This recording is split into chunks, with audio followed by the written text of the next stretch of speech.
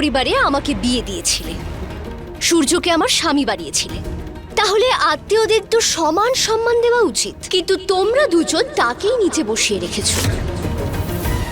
এটা আমার ইচ্ছে, এতে কোনো প্রেশার নেই। আচ্ছা বাবা, আমাকে এখানে দেখে তুমি নিশ্চয়ই অবাক হয়েছো, কিন্তু আমার ভাইয়ের সম্বন্ধ দিদিকে তো আসতেই হতো। তাহলে মেয়ে পক্ষ, তোমাদের কাভিয়া আমাদের ভাইকে কতটা ভালোবাসে? অনেক বেশি। আর এমন ভালোবাসার মানুষদের আলাদা হওয়া উচিত নয়।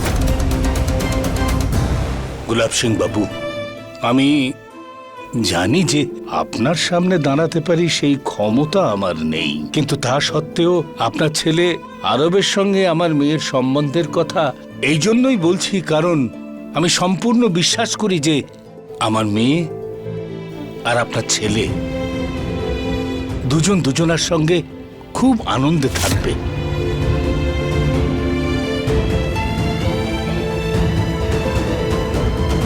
বাবা, তুমি কি নিজের মেয়ের মতো নিজের ছেলেকেও ভালোবাসার জন্য শাস্তি দেবে?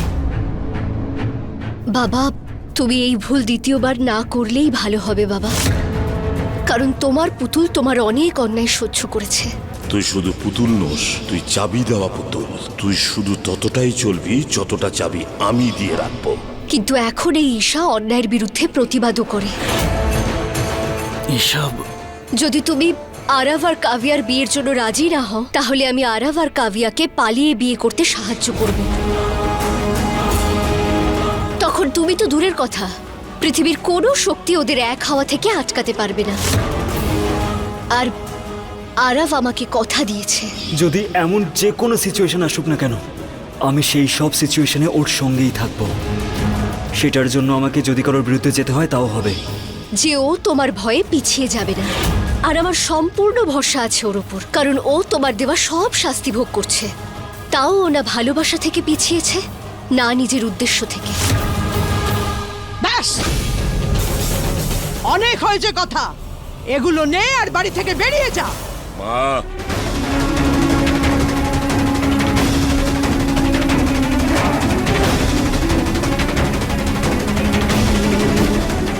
ও আমার কাছে থাকায় খুশি, এই জন্য ও চায় যেন আমি চলে যাই এখান থেকে। ওর ভাগের ভালোবাসা আমার কাছে একটা স্বপ্নের মতো, সত্যি নয়। তুই এটাই চাস তাই তো, যে ঈশা তোর লাইফ থেকে আর বাড়ি থেকে চলে যাক? তাহলে ঠিক আছে, ও আমার সাথে যাবে, আর সেটাও আজই।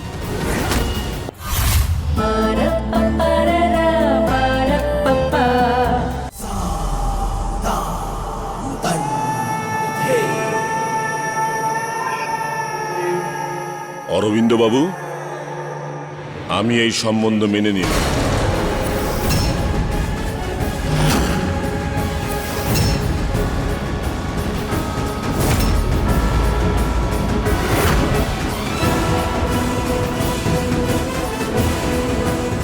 আরে প্রথমবার সূর্যর বাবা মাস্টার মশাই আমাদের বাড়িতে এসেছেন, ওনাকে খালি হাতে এমনি পাঠাতে পারি?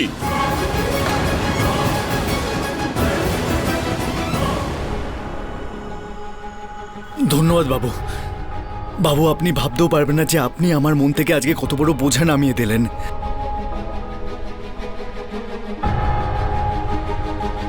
আরে শোন বাবা, এসব মা, কি? ভরসা রাখো, আমি যেটা করছি সেটা ওনার আর ওনার মেয়ের পক্ষে ভালোই হবে। তুমি কি তোমার ছেলের সাথে থাকবে না?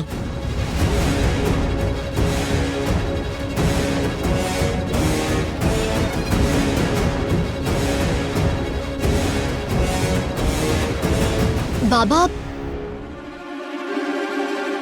আমি ওনার বাড়ির বউ, সেজন্য তুমি আমাকে কখনো আপন করে নাওনি। আর ওনার বাড়ির মেয়েকে বউ বানাতে তুমি এত তাড়াতাড়ি রাজি হলে? সত্যি কি তোমার মন পরিবর্তন হয়েছে, নাকি তুমি অন্য কিছু ভাবছো? ভাবনাটা একই রে সোনামা।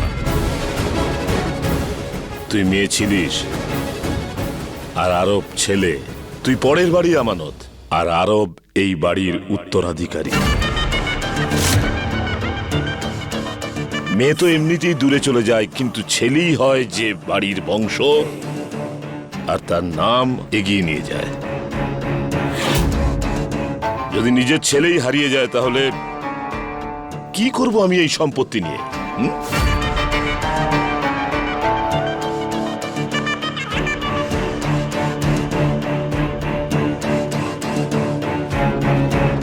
কারণ যাই হোক না কেন বাবা, আমি খুব খুশি যে তুমি এই বিয়েতে রাজি হয়ে গেছো।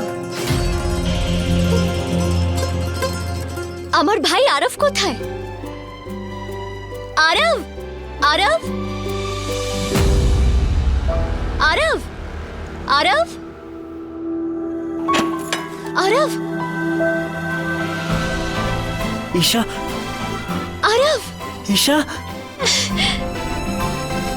কংগ্রাচুলেশনস আরব, বাবা তোর আর কাভিয়ার বিয়ের জন্য রাজি হয়ে গেছে। সত্যি? Thank you Isha. চল এবার তাড়াতাড়ি নিচে চল, সবাই তোর ওয়েট করছে। জামাই রাজা, চল চল। বাবু, আজকে আপনি আবার প্রমাণ করে দিলেন যে আপনার মন কতটা বড়। আজকে আপনি আবারও একবার আপনার ঋণের পরিমাণ আমার ওপরও বাড়িয়ে দিলেন। থ্যাংক ইউ বাবু। বাবা,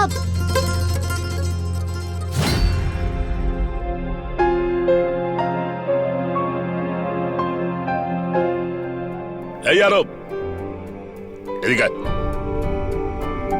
আরে আয় না।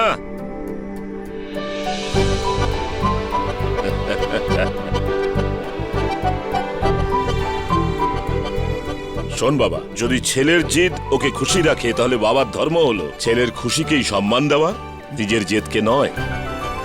আরে তোর বিয়ে হতে চলেছে, সানাই বাজবে, বাড়িতে বৌমা আসবে, আর গোলাপ সিং এর বাড়ি আবার সেজে উঠবে। নাচ নাচ, একটু নাচ বাবার সাথে।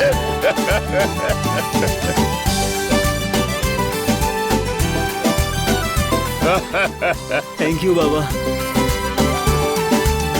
আরে অরবিন্দ বাবু, আপনার মেয়ের বিয়ে ঠিক হয়ে গেছে, এই সুযোগে একটু নাচতে তো হবেই। আসুন আসুন, নাচো।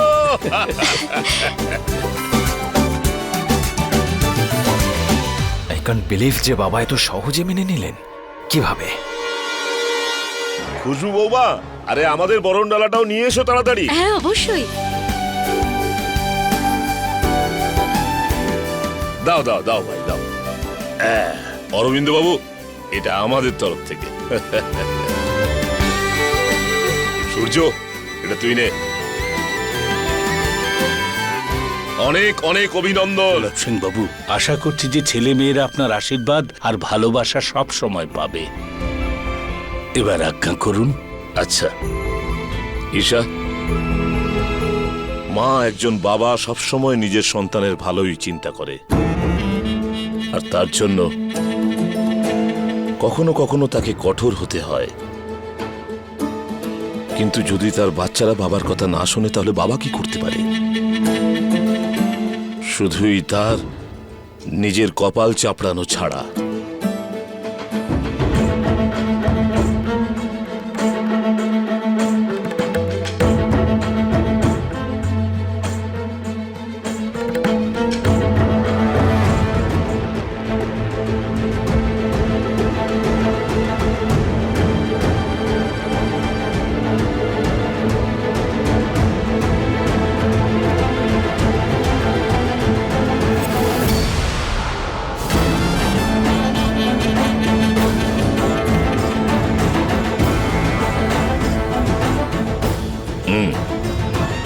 এর থেকেও আরো বেশি দেব, কিন্তু আমার শর্ত হলো 1 মাসের মধ্যে এই দুটো বিয়েই ভেঙে যেতে হবে। আরবেরও আর ঈশারও।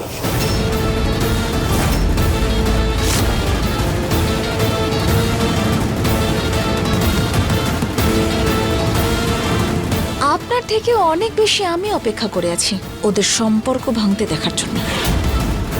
আপনি শুধু দেখতে থাকুন, যখন আরব আর কাফিয়ার সম্পর্ক ভাঙবে তখন তার প্রভাবে সূর্যদাদা আর ঈশাবতীর সম্পর্কটাও ভেঙে চুরমার হবে।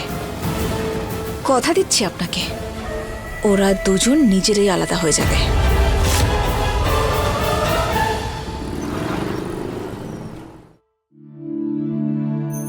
এসব হ্যাঁ জেঠিমা, কাভিয়ার সম্বন্ধ পাকা করে এসেছি, বাবু মেনে নিয়েছেন।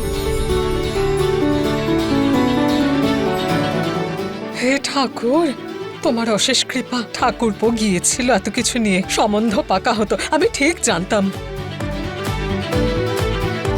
আরে আমার বোনের রাঙা মাথায় চিরুনি বর আসবে এখনই, নিয়ে যাবে তখনই। তোমার বোনের কি মাথা খারাপ হয়ে গেছে? আরে ছাড়ো না তুমি।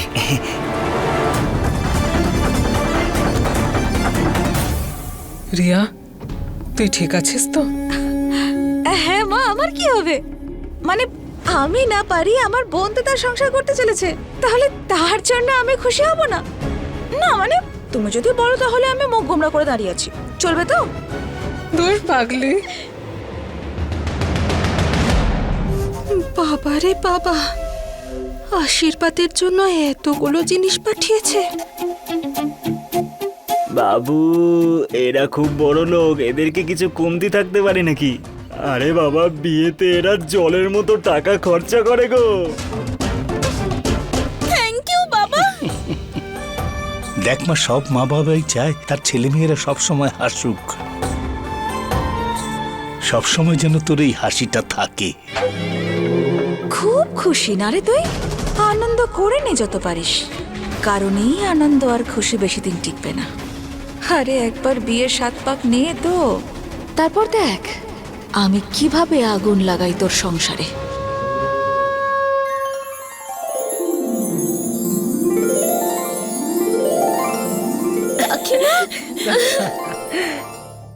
বাবা, তুমি রেখে দাও মা, আমি একটু পরে খেয়ে নেব। বাবা, আমি জানি এখনো তুমি এই বিয়ের জন্য মন থেকে প্রস্তুত নও, কিন্তু কাভিয়ার খুশির জন্য তুমি এই বিয়েটাকে মেনে নিয়েছো, তাই না? আর দেখো কাভিয়া কত খুশি। বাবা, যেমন মা বাবা বাচ্চার সমস্ত প্রয়োজন বোঝে, সেভাবে মেয়েরাও বাবার মন পড়তে পারে।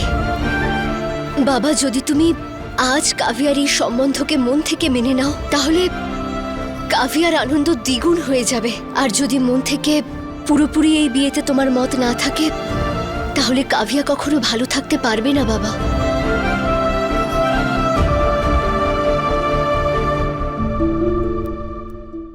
ও আমার কাছে থাকায় খুশি, এই জন্য ও চায় যেন আমি চলে যাই এখান থেকে। ওর ভাগের ভালোবাসা আমার কাছে একটা স্বপ্নের মতো, সত্যি নয়। তুই এটাই চাস তাই তো, যে ঈশা তোর লাইফ থেকে আর বাড়ি থেকে চলে যাক? তাহলে ঠিক আছে, ও আমার সাথে যাবে, আর সেটাও আজ।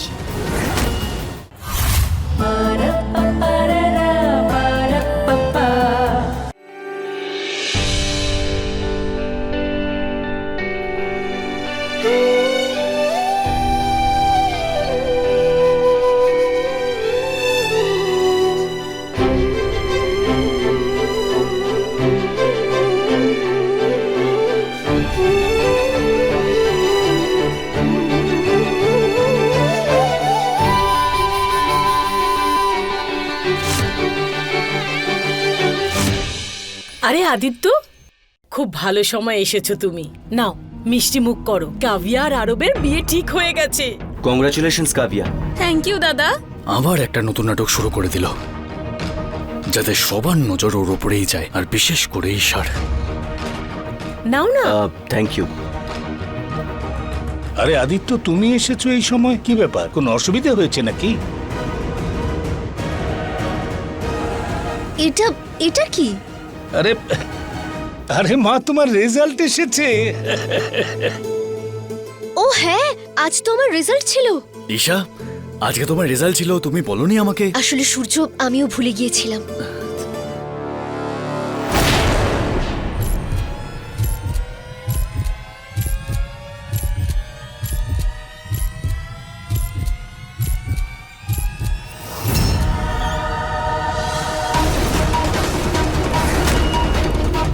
কি হয়েছে দাদা?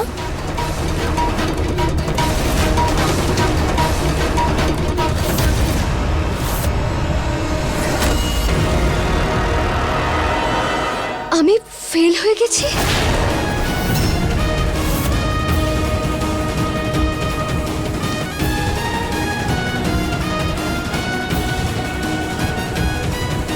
এসব আমি কোনো ব্যাপার না ঈশা, পাশ ফেল তো হতেই পারে। এবছর তুমি আরো ভালো করে পড়বে, দেখে নিও আইএস হয়ে যাবে। হ্যাঁ রে মা, এবার ফেল করেছিস তো কি আছে, তার জন্য কি আমরা থেমে যাব নাকি? সামনের বছরে ডাবল পরিশ্রম করে আমরা চেষ্টা করব। না বাবা, আর হয়তো আমি কখনো আইএস এর এক্সাম দিতে পারবো না।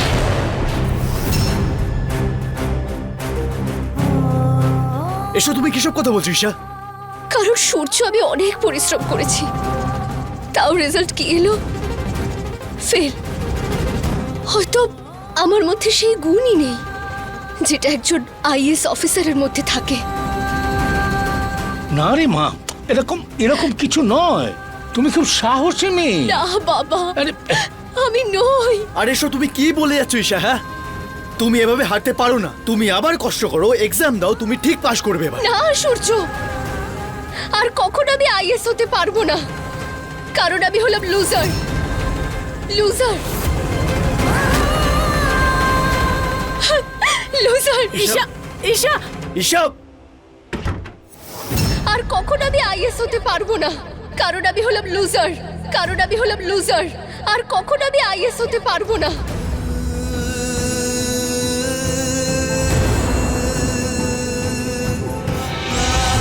আরে কি হয়ে গেছে তোদের? কথা কেন বলছিস না? সূর্য প্লিজ ভাই দেখ, আমরা আর তোর সঙ্গে থাকবো না। তোর তো কিছু হবে না, আমরা তোদের সঙ্গে থাকলে আমাদের ফিউচারটাই খারাপ হয়ে যাবে।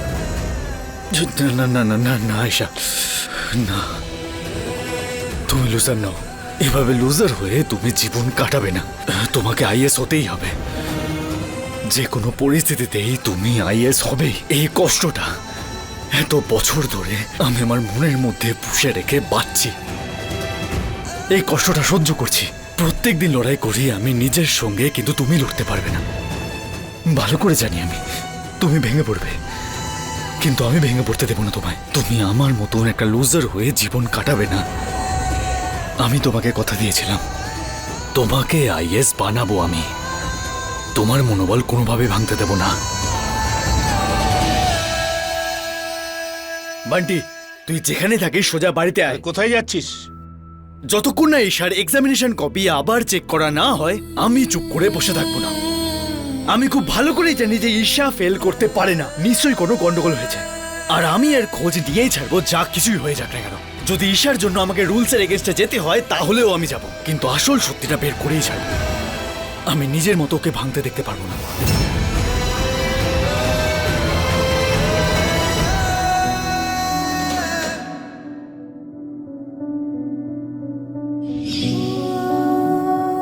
আজকে থেকে তোমার একটাই কাজ, আইএএস এর পড়াশোনা।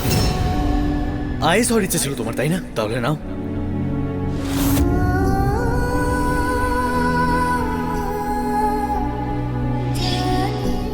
ঈশা, ঘরের কাজ করো বা বাইরে করো, কিন্তু পড়াশোনার সময় শুধু পড়াশোনা। পড়াশোনার সময় কোনো বাহানা শুনবো না। চলো ওঠো আর পড়াশোনা করো।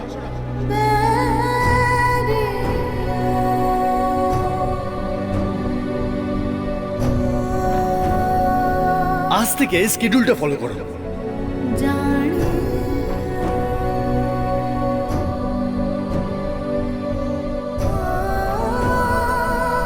এই যে টেবিলটা না, আমি নিজের জন্য বানাচ্ছি না, আমি তোমাকে আইএস বানানোর জন্য এই টেবিলটা বানাচ্ছি। আর তুমি ঘুমানোর কথা বলছো। এই বইগুলো দিয়ে পড়াশোনা করো, এই নোটসগুলো পড়ো।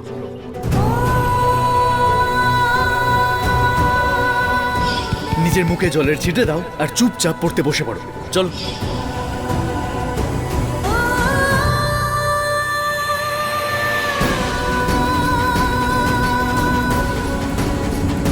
তোমাকে এইবার আইএএস এর পরীক্ষা পাশ করতেই হবে, বুঝতে পেরেছো তুমি?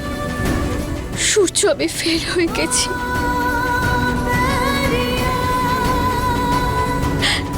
আমাকে ক্ষমা করে দিও, আমি ফেল হয়ে গেছি। আমি ফেল হয়ে গেছি।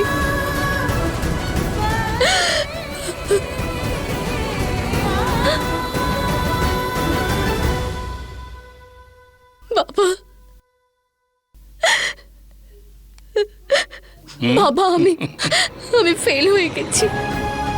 আইএস এর স্কলারশিপের এক্সামেও আর স্ত্রী হিসেবেও আমি ফেল হয়ে গেছি। মা, পথ চলতে গিয়ে একবার হোঁচট খেলে মানুষ কি পথ চলা ছেড়ে দেয়? কি হয়েছে, একবার ফেল করেছো, আবার পরিশ্রম করো।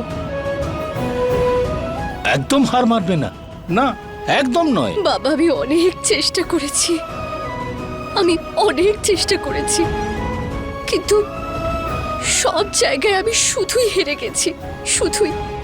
আমি না ভালো স্ত্রী হতে পেরেছি, আর না ভালো বৌমা, আর না স্কলারশিপের এক্সামে পাশ করতে পারলাম।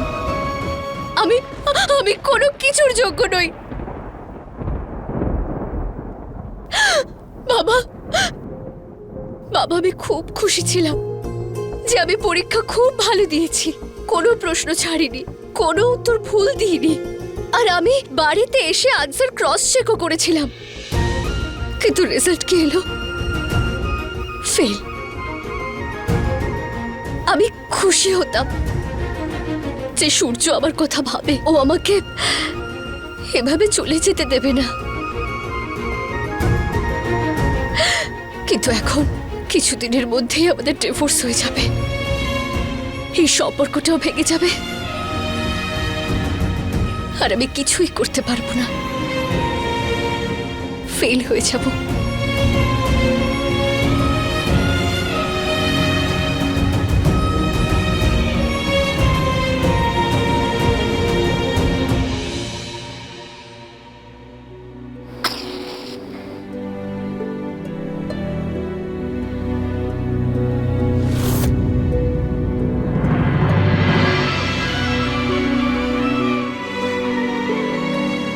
আগুন যদি একবার নিভে যায় তাতে কোনো লাভ নেই, এই হেরে যাওয়ার কোনো মানে নেই। এর সঙ্গে আরো পরিশ্রম যোগ করে এই হেরে যাওয়াকে জয়ে পরিণত করতে হবে।